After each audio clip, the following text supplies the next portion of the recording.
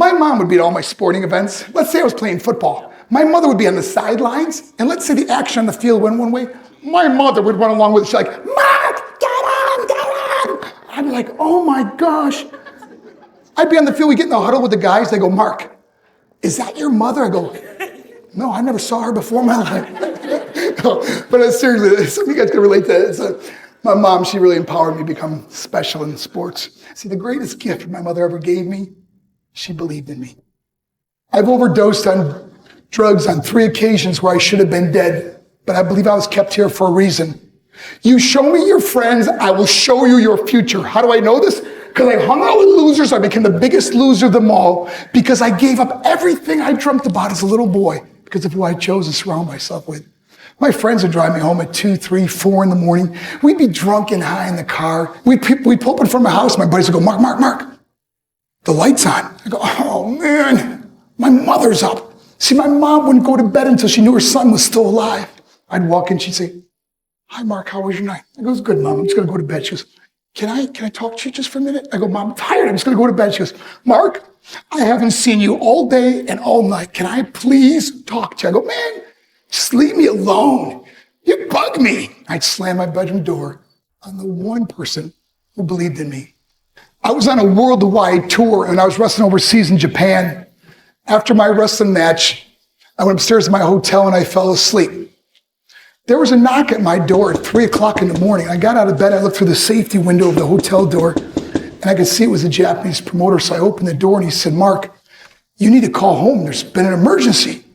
So I got on the hotel room phone, I called back to the United States and said, hey, what's going on? He said, Mark, I don't know how to tell you this. I go, just tell me what happened. All of a sudden they started crying. They go, Mark, I can't tell you. Just say it. I said, Mark, your mother died. I just threw the phone down. I ran out of my hotel room. I took the elevator to the lobby. When the doors opened up, I just ran out into the street. And I remember looking up and just saying, Mom, I am so sorry. I flew home for her funeral, and I was so nervous to walk up to her casket. So I just stood way in the back. And I remember just thinking to myself, I'm like, Mom, please wake up. Please get up.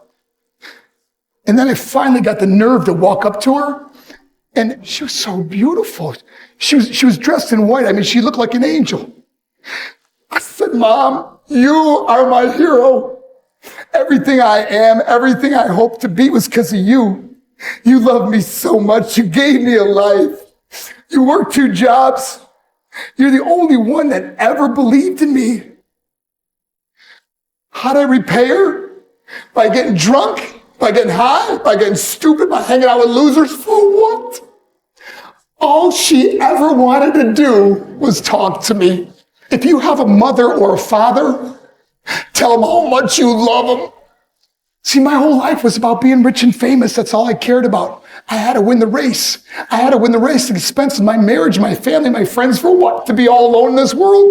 That's not how it's intended to be. Life is not about winning the race. Life is about finishing the race, and how many people we can all help finish this race.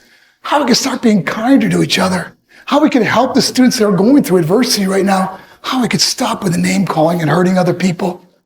Because in the end, it may be you that needs help to finish the race. Because I learned what is truly important, and that is how precious this gift of life is and how quickly it can be taken away. See, I no longer live in time. I live in moments. I'm not worried about tomorrow. See, it's not what's in your pocket that matters. It's what's in your heart that truly matters. Love is just a word until somebody comes along and gives it meaning. You are the meaning.